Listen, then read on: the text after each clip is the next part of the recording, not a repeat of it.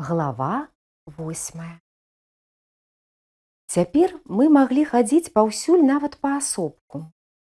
Хлопцы з варожых вуліц, хай сабе ты ішоў бы і адзін, а іх было 3. Пры сустрэчы рабілі выгляд, што не пазнаюць цябе, і праходзілі ненатуральна, жвава абмяркоўваючы нешта. І гэта было чароўна. Ісці, куды хочаш, і нічога не асцерагацца, і ведаць, што ні за рогам, ні ў пад'ездзе, нідзе не чакае цябе ніякая засада. Лета свабоды ўрэшце сапраўды стала летам свабоды. Поўнай. Ясна, што і мы не чапалі іх, нават калі яны ішлі нашымі завулкамі, нашым дваром. На наш гонар трэба сказаць, што ніхто з нас і не падумаў скарыстацца з гэтага новага становішча. Гнат тыдні праз 2 з'ехаў. Казалі некуды у Васількоў да удовай цёткі. Дабіўся ад маткі.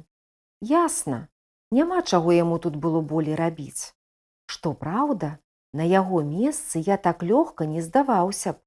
Пайшоў бы чорт ведае на што, нават на недазволенае, абы вярнуць сабе хаця крыху павагі. Але ён заўсёды быў тхаром.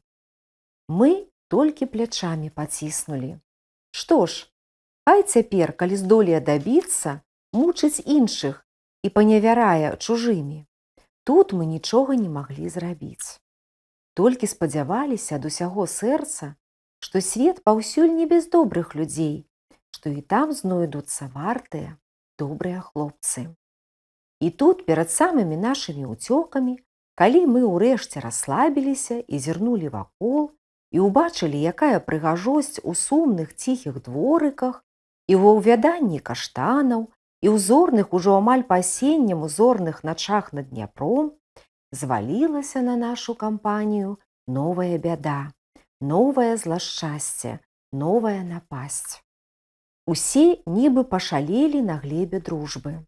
Не той, вядома, дружбы, якая вязала, скажам, мяне з Ролікам ці Карлам, а дружбы зусім у іншым сэнсе. Не ведаю, ці так гэта зараз, але тады ва ўсіх падлеткаў існаваў на такі выпадак цалкам дурацкі моўны зварот. Замест таго, каб сказаць дзяўчыне «Я кахаю цябе», «Я цябе люблю», «Я жыць без цябе не магу», «Я цябе абажаю, абожнюю», «Любая ты моя дарагая», мы бубнілі тупую, бязладную, пачварную фразу «Давай з табой дружыць». Урэшце гэта вяло да таго ж самага, але маё цяперашняе эстэтычнае пачуццё літаральна стае дубам пры адным успаміне аб гэтым сказе, які абражаў здаровы сэнс і самае пачуццё. Дык вось, мы як быццам адурэлі, страцілі галовы, ачумелі з гэтай дружбай. Быццам толькі зараз заўважылі, што дзяўчаты, хаця б тая жнонка, гэта зусім не тое, і што даць ёй дыхту зусім не так лёгка, як, скажам, Карлу ці мне. Гэта было цалкам не тое, што потым.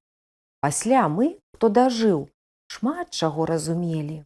А тады гэта было так, як быццам перад чалавекам, які дагэтуль бачыў толькі ноч, заднела, засвяцілася зусім яшчэ невядомая яму, незразумелая, але ад гэтага яшчэ больш прывабная заранка. Божа мой, якія мы былі маладыя, якія да святасці дурныя, і якія бязглузда па-боску чыстыя. Годам пазней, напярэдадні той злачаснай сутычкі з бандай Боўбута, памятаеце, я расказваў вам пра хлопца і яго вавёрку, я, лежачы без сну ў палацы, выпадкова падслухаў ціхую начную размову 2 хлопцаў з майго аддзялення.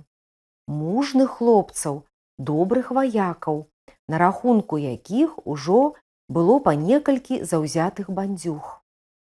Дык ты што, так Агнешку кахаеш? Ага, дужа. Толькі ўсё гэта дзіўна неяк. А як дзіўна? Вось што ты, напрыклад, адчуваеш, калі бачыш яе ці на мосце з ёй сядзіш? У нас існаваў дзіўны звычай. Калі нам хацелася пагаварыць з дзяўчынай з вока на вока, мы ішлі гуляць па маршруце, канчатковай кропкай якога быў мост. Там дзяўчына сядала на парэнчы, а хлопец, абхапіўшы і нібы трымаючы яе, вёў размовы пра што хочаш, абы не пра тое, дзеля чаго яны выбраліся на гэтую прагулянку.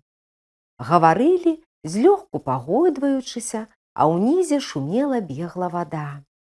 І ўрэшце пачынала здавацца, што пагойдваецца ўвесь мост, увесь сусвет, разам з зорамі, што ты сам плывеш некуды, бязмежна заспакоены і бессаромна шчаслівы. Разумееш, мне яе заўсёды шкада, хаця б як ёй добра не было, а мне ўсё здаецца, што нехта яе крыўдзіць. І мне хочацца яе абараніць, супакоіць, суцешыць.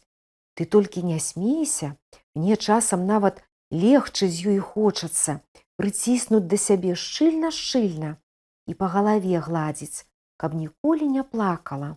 Толькі… Што? Толькі, разумееш, адно мяне бянтэжыць і нібы хвалюе, і сорамна мне, і няёмка, перашкаджае мне, калі яе грудзі між ёй і мною. Няёмка, разумееш? Лепей бы не трэба гэтага. Ну, як гэта на самай справе? Так, браце, гэта і сапраўды ўжо неяк ні да чаго. Назаўтра абодва загінулі. І я, між іншым, дагэтуль больш за ўсё не магу дараваць усяму, што свядома сее варожасць, усёй хлусні і подласці свету, той ціхай начной размовы. Але пра гэта я, магчыма, раскажу яшчэ неяк пасля. Прыблізна такое ж адбывалася з намі і тады. І калі дагэтуль мы былі занятыя вайной, то цяпер з такой самай нястрыманасцю, як на скрут галавы, заняліся каханнем. Грэх і сорам прызнацца, але паклаў пачатак гэтаму вельмі пахвальнаму занятку я. Стаў, так бы мовіць, дзядулем ніжнядворскай закаханасці. Здарылася так, што мы з нонкай выпадкова сустрэліся недзе ў раёне Арсенала. Яна ішла да сваякоў, я проста брындаў па горадзе і цяпер збіраўся ісці дадому. Агульная наша дарога была доўгая, і я раптам да сардэчнага замірання ўзрадаваўся гэтаму. Узяў у нонкі яе лёгенькі, вельмі пацёрты і нават сям-там дзіравы пляцак, закінуў яго на плечы, і мы пайшлі, зрэдку беручы адзін аднаго за рукі. Яна ўзрадавалася спадарожніку, я гатовы быў паклясціся ў гэтым. І я не думаў, што для гэтай радасці могуць быць і іншыя прычыны. Скажам, тое, што не так страшна будзе ісці адной па начным пустым горадзе, або што дарога пад размову пойдзе весялей і хутчэй. Я не хацеў думаць пра гэта, таму што я раптам зразумеў, што кахаю гэтае дзяўчо. Подаўна ўжо і вельмі моцна кахаю. Кахаю гэтыя цыганскія вясёлыя і дзёрзкія вочы. Кахаю тонкія моцныя рукі, цяжкія валасы, вечна падрапаныя каленкі. І, хаця я яшчэ нічога такога толкам не разумеў, кахаю усю яе пад гэтай чырвонай у чорныя гарохі, ужо трохі вылінялай паркалёвай сукенкай. Кахаю яе, калі яна смяецца, калі яна гаворыць, калі задуменна маўчыць. І кахаў заўсёды. Кахаў, калі яна, прытанцоўваючы, спявала нахабныя куплеты пра нас, і калі ўцякала, як лань, робячы вялізныя скачкі, і калі скакала з быкоў моста, бліскуча шакаладная падчас лёту ў паветры, серабрыста-блакітная, як рыбка пад вадой. Кахаў тады, калі яна падчас бойкі верашчала і лупіла і брыкалася гэтымі доўгімі нагамі. Заўсёды. На горад спускалася сутоння. Апошнія залацістыя адбіткі клаліся на муры дамоў. Вокны таямніча міргалі насустрач захаду. Нібы тлелі, згасалі і зноў тлелі, гусцеючым прысмерку тысячы жаўтавата-зялёных кашэчых зрэнак. З паркаў па правым баку пачало павяваць вільготнай прахалодай. Танюткі галасок нейкай птушкі далятаў адтуль, нібы настойліва і журботна скардзіўся на нешта. Ціў-ціў-ціў-ціў-ціў. Я даткнуўся да яе рукі і адчуў, што яна пайшла гусінай скурай. Адчуў нават, што валосікі ля лакцявых сугібаў натапырыліся ад холаду. І страшэннае шкадаванне ахапіла мяне. Як я потым разумеў таго хлопца ў палацы? Я зняў з сябе футболку. Чакай. Калі яна ўзняла рукі, нібы здаючыся, а я пачаў надзяваць на яе маю выгаралую, мабыць, здорава прапыленую транціну, калі я міжволі кранаўся яе рук і, прасоўваючы галаву, правёў рукамі па чорна-бурых цяжкіх валасах, па плячах, па спіне, пачуццё найглыбейшага замілавання і шчасця ахапіла мяне з такою сілай, што я ледзь не заплакаў. Рукі ў мяне дрыжалі, глотка перасохла. Каб мне ў той момант сказалі «памры за яе», я памёр бы, не думаючы аніводнага імгнення, і не лічыў бы гэта ахвярай, а лічыў бы наадварот найвялікшым на свеце шчасцем. Бо я нічога не баяўся. І адначасова баяўся. Страшэнна, несамавіта баяўся.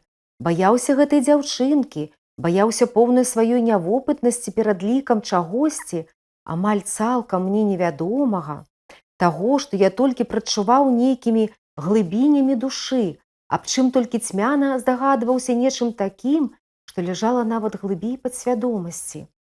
Баяўся гэтага раптоўнага пачуцця, ад якога я паміраў на кожным кроку, і свайго няведання, што з ім рабіць, і неабходнасці рашыцца, скочыць у невядомае, як з разбуранага моста ў дняпроўскую плынь. Я ведаў, што не здолею сказаць пра гэта, і ведаў, што мне абавязкова конча трэба гэта сказаць, іначай трэба памерці. І я баяўся.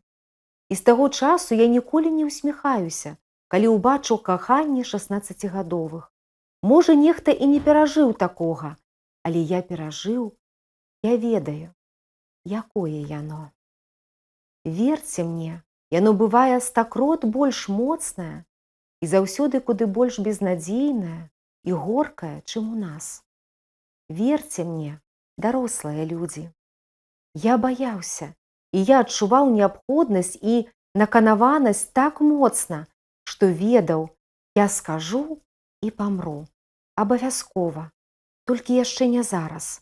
Толькі пачакаю крыху. Скажу вось ля гэтага слупа. Не, ля гэтага. Не, як толькі дойдзем да тога. Сцямнела. Запаліліся ліхтары. Светамаскіроўка ў Кіеве была даўно адменена. Немцам было не да налётаў. Але ўсё адно рэдкія, вельмі рэдкія і слабыя лямпачкі над праезжай часткай вуліцы былі схаваны ў самай глыбіні дужа вузкіх і доўгіх бляшаных варонак і кідалі на брук толькі цьмяныя жаўтаватыя кругі. Зняволенае святло. «Зоры якія», — сказала нонка, — «нібы ў вёсцы. У Кіеве да вайны столькі святла было, што зор не відаць. Будзе яшчэ тое святло, столькі святла, што зорак не ўбачыш. А паглядзець зоры будзем на вёску ездзіць. Станем там ля пералаза і глядзець будзем. І ціха-ціха, а нідзе ані страляніны, ані выбухаў, толькі сабакі брэшуць». «Ты добры парубак, Васілько», — нечакана глыбокім, грудным, не сваім нейкім голасам сказала яна. І я заўважыў, як блішчаць у цемры яе вочы, яе любыя, смяшлівыя вочы. І гэта быў першы ў маім жыцці выпадак, калі мне захацелася гэтыя вочы пацалаваць. Першы раз, калі мне ўвогуле захацелася пацалаваць дзявочыя вочы. Ля таго слупа. Не, унь ля таго. «Што ж ты маўчыш, Васілько, даражэнькі?» Голас быў такі мяккі і глыбокі, што мяне нібы соладка абарвалася ўсё ўнутры. І я рашыўся. Цяпер то я ўпэўнены. Яна ўсё ведала, прадчувала, знала так цвёрда, нібы я ўсё гэта так, здавалася, надзейна схаванае ў душы, сказаў уголас. І з міжвольным, ужо зусім жаночым какецтвам, нібы правакавала мяне, прымушала выказацца, адкрыцца, сказаць урэшце аб усім. Правакавала і маўчаннем, і гэтай загадкавай змроку усмешкай, і гэтым скосу чакаючымі і крыху спалоханымі позіркамі, вільготна бліскучымі ў цемры. Дзяўчаты-равесніцы ў гэтым узросце куды больш разумныя, абазнаныя, сталыя і дарослыя, чым хлопцы. І калі я быў дурны шчанюк, то яна была ўжо дзяўчына, амаль падрыхтаваная да вялікай сваёй місіі на зямлі. І няхай нават я і не падабаўся ёй, усё адно ёй было прыемна лішні раз пачуць гэтыя словы, гэтае пацвярджэнне сваёй прыгажосці, сталасці, якая абуджалася, прывабнасці, годнага месца сярод дачок Евы на гэтым улонні зямным.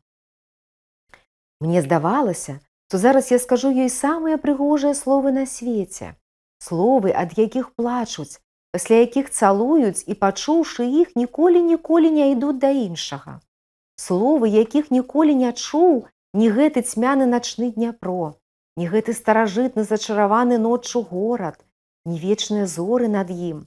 Замест гэтага я, як то і належала сыну свайго часу, ляпнуў ідыёцкае, грубае, як бурчанне ў жываце, усё тое ж, крэцінскае. Нонка, давай дружыць. На большае ў мяне не хапіла ні таленту, ні розуму, ні красамоўства. Відаць, і яна была расчараваная. Сярод нас лічылася, што я адукаваны, начытаны, гаварыць умею. І на табе. Яна паціснула плячамі. Ясна, каму ахвота бавіць час у бяседзе з гэткім ёлупам хвашчоўскім? А мы хіба што не дружым? З наіўнымі вачамі спытала яна. Мы дружым, усе. Я разумеў, што ўсё скончана, што яна чакала да мяне зусім іншых, незвычайных слоў. Але ўсё ж я безнадзейна паспрабаваў вярнуць беспаваротна страчанае. Толькі тут, ад адчаю, прарэзалася ў мяне слова. Я не пра тое, Нонка. Я пра тую дружбу, калі для мяне ёсць толькі ты. Пра тую, калі абараняць сябе хаця і да смерці, дзяліцца апошнім, заўсёды быць з табою. І на Дняпры, і на гэтых вуліцах ноччу, і ў доме, і ў дождж, і ў агні. Таму што я цябе кахаю, Нонка. І калі б'ешся, і калі нарадная, і калі ў латанай сукенцы акно мыеш, і калі здзекліва спяваеш, усякую, паўсюль цябе люблю. Я дзеля цябе ўсё зраблю. Хочаш, чэмпіёнам стану, ці адны 5 хапаць буду. Або па поручнях мост перакідны ля дынама прайду. Або навучуся напішу такія вершы, што ўсе здзівяцца. Я табе слова гонару даю, што зраблю ўсё гэта, таму што ты мне і сонца, і старарэчышча на Труханавым, і таполі, і ўся Украіна, і ўся мая Беларусь. Таму што без цябе мне ні Дняпро, ні гэта найпрыгажэйшы горад, ні зоры, нічога гэтага не трэба. Я гаварыў гэта глуха, бо нехта моцна і балюча сціскаў мне глотку, аж шчымела, і душыў. Я гаварыў гэта амаль шэптам і разумеў толькі адно. Спазніўся. Позна. Я не магу, Васілько, так не магу. Толькі ты не пабівайся, толькі ты не мучайся, любенькі. І гэта была задзірыстая, калючая Нонка? Не, гэта была дзяўчына ва ўсёй мяккасці і бязмернай ласкавасці першай сапраўднай сваёй вясны. Чыстая, цёплая, добрая, з голасам поўным музыкі, пакоры і шкадавання, уся нібы са святла. Нехта яшчэ? Спытаў. Што? Раланд? Карл? Яна была добрая дзяўчына. Ёй было відавочна шкада мяне. Яна належала да таго самага гатунку людзей, што і я. Людзей, якім не так моцна баліць, калі іх адштурхнуць, і якім куды больш нясцерпная пакута адштурхнуць руку, працягнутую да цябе ў маленні аб тваёй любві. Мне гэта заўсёды кранала сэрца. Лепей ужо няхай заб'юць маё каханне, чым самому забіць чужое. Відаць, вось гэтак пакутавала і яна, але нічога, зусім нічога не магла з сабой зрабіць. Ах, Божа мой! Праз падслуханыя дарослыя інтанацыі прабіваўся сапраўдны боль. Ды хіба я ведаю? Хіба я нешта ведаю? Мы падышлі да дома. Ля свайго пад'езда яна здзівіла мяне. Стала на дыбачкі, абхапіла далонямі маю галаву, нахіліла яе і тройчы пацалавала мяне ў вусны. Няўмела, горача, з раскаяннем. Васілько, любы, ты толькі не пакутуй, не варта. Я знаю, я дрэнная, нядобрая, але я шкадую цябе, у мяне сэрца разрываецца. Даруй мне, калі ласка. І кінулася ў пад'езд. А я стаяў увесь разбіты, нібы разгрузіў 2 вагоны бульбы. Сэрца маё скавытала, як забыты ў зімнім начным пад'ездзе шчанюк. Сэрца маё плакала. Я адчуваў, што ёй, мабыць, падабаюцца абодва. Я ведаў, то яна адмовіла мне, але што ёй зараз вельмі кепска, што яна мучыцца ўсім гэтым. Але ад таго мне не было лягчэй. Шчыра кажучы, рэдка мне пасля бывала так паскудна. Так гэта ўсё і пачалося. І ледзь не скончылася развалам нашага сяброўства, развалам кампаніі і крахам нашага плана. А можа, і лепей было б, каб гэты план пацярпеў крах. Хілілася да восені, ужо моцна хілілася. Жаўцелі каштаны, халодна сінела вада ў Дняпры, першае лісце злятала ў густа-сінія лужыны на асфальце, і галубы з вераб'ямі пілі з гэтых лужын блакіт. Начамі, ужо разы 2, квітнікі, у якіх дагаралі настурцыі, бывалі нібы прысыпаныя бязважнай саляной пудрай. Але ўзыходзіла сонца, пудра таяла, клумбы былі ўжо проста мокрыя, потым высыхалі. І цэлы дзень песціліся ў гарачым дзённым святле бэзавыя з жоўтай плешынкай астры і раскошныя вяргіні. У адзін з такіх дзён я палез на гару флігеля, адвязаў ад бэлек 2 торбы, вылез з імі на дах і высыпаў на гарачае жалеза сухары і сушаную шаўковіцу. Іх трэба было праветрыць і падсушыць. І раптам пачуў унізе галасы. «Вы яшчэ пабіцеся», – сказала нонка. «Ну што за глупствы? Дарослыя бэйбасы, а скажы ты, як ашалелі. Ну што я вам скажу?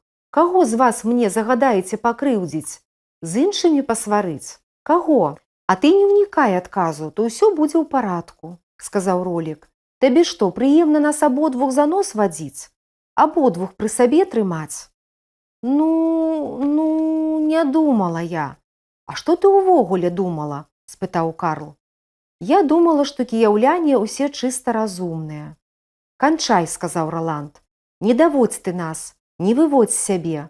Зберажы сяброўства, не сей сваркі. Скажы, хто з нас табе лепшы друг, і справа з канцом. Не круці, не гуляй намі, скажы». «І не падумаю, і дурных размоў падтрымліваць не буду. І ты, Карл, харошы, добры хлопец, і ты мілы і смелы, і няма тут чаго». Я падпоўз на край даху.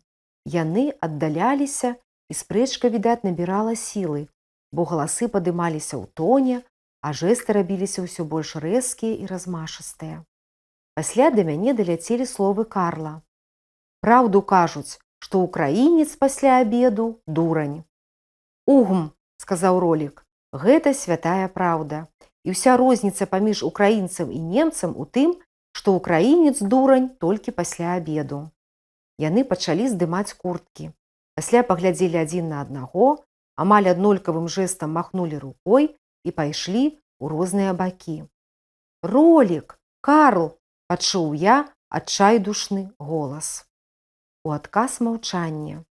Я паціснуў плячамі і плюнуў. «Ідыёты паршывыя! З-за дзяўча перасабачыцца. Верная, скупая мужчынская дружба. Таксама мне яшчэ. Рамео з Хацапетаўкі. ленскія з канатопа. Цьфу! Пахі восені, гарачая бляха, па Брандмауэры гуляе кот, кацяры клятыя, каб іх да нагі выкаціла. Няўжо, як звяжешся з бабай, то дабра не чакай. Нездарма іх у сеч не пускалі, бо каб пусцілі, то запарожцаў самы зацюканы татарын голымі рукамі ўзяў бы. Пад нечымі крокамі заракатала бляха. Я ўзняў галаву. Ролік ішоў да мяне, і выраз на ягоным твары быў збянтэжаны і засаромлены. Не хацеў глядзець мне ў вочы. «Так я і думаў, што ты тут», – рыпата сказаў ён. «Бачыў? Чуў?» «Бачыў, чуў, дурынды. І чаго яна намі гуляе? І аднаго трымае, і другога. Чаму не скажа?» «Абалдуі! Якога д'ябла ёй казаць? Ёй з абодвума весялей. І мордамі вас сутыкнуць можна, пінцюхоў, і ў дурні пашыць, і ў фованы паставіць. І Васямі зрабіць», – з'едліва сказаў Ролік. «А чаго Васямі? Я сам Вася. Але хаця я і Вася, а ўсё не такі дурны, як вашых бацькоў дзеці». Ролік збянтэжана усміхнуўся. «Я і сам не ведаю, чаго мяне тузанула. Глупства ўсё. І дзеўкі – лухта, і размовы з імі – крыцінства, і сяброўства гэта – дурасць. Вось», – абазваў яго нямецкім фрыцам. «Што ж, вельмі дасціпна. А ён цябе? А ён мяне тумаком і мякіннай галавою і чумацкай дурындай». Так, пагаварылі. Абодва вы фованы і фалалеі, медныя лбы і петыя дурні. Вось што. Як жа вы так уцякаць сабраліся пры гэткай моцнай дружбе? Цяпер аб уцёках і мовы быць не можа. То, можа, і лепей. І тут Ролік ускочыў. Ноздры ў яго дрыжалі, з чароўнай паслядоўнасцю сказаў: «Ты што?» – схапіў мяне за грудкі і патрос. «Нашто ж тады мы? Нашто ж тады мы жылі? Фрыц гэты хаця страляў, а мы? Што ж мы, горшыя за яго? Там жа ўсё скора кончыцца. Нудзяры гэтыя, дарослыя, усе ўчынкі смелыя разбяруць і нам нічога не пакінуць. Ды яшчэ пасля за кожную шыбу, якую мы мячом высадзім, за кожны кол папікаць будуць. Мы за вас кроў мяхамі пралівалі, а вы? Вы што тады рабілі? Ага, у кубікі, у класы гулялі. Ясна, то вы спачатку пастраляеце з нашае, а тады атрымліваеце права на калы. Тады і лезьце са сваім мячом у чужыя шыбы. Драць вас трэба. Вось чым яны ў вочы нам тыцкаць будуць. Па праву, цьху!» Ён на хвіліну змоўкнуў, але потым зноў завёўся з паўабароту. «А помсціць? Помсціць хто будзе? За сябе яны расплацяцца. А за нас расплаціцца хто? За тваіх братоў, за майго, за соль на ранах, за тое, што Кіеў не даядае ўвесь вунь які. За твае мясціны, за тое, што яны нам лепшыя гады знявечылі, нас знявечылі». Ролік цяжка соп. Потым неяк каламутна абвёў вачамі двор, як быццам бачыў праз муры і Брандмауэры мёртвае царства недалёкіх руін. «Раз ужо так здарылася, тады давай уцякаць удвух». «Давай», – сказаў я. «І каб такога не паўтарылася ніколі. Давай клятву адзін аднаму дамо». Клятву, якую мы далі на знак таго, што ніхто ніколі нас не разлучыць, Раланд відавочна прыдумаў сам. Я зараз не памятаю яе слова ў слова, але ў ёй гаварылася аб тым, што нас не раздзяляе нішто. Ні бой, ні турма, ні чума, ні смерць, ні дзяўчаты. А калі нехта з нас забудзе, што мы больш, чым браты, той няхай стане вядомы як здраднік, аж да таго часу, пакуль людзі ёсць на зямлі». Смешныя, напаўдзіцячыя словы з тых старых, з яцем, кніжак, дзе пад малюнкамі стаяць подпісы накшталт «І ён убачыў, што разбойнікі ўвайшлі ў алтар закінутай царквы», нам, аднак, яны не здаваліся смешнымі.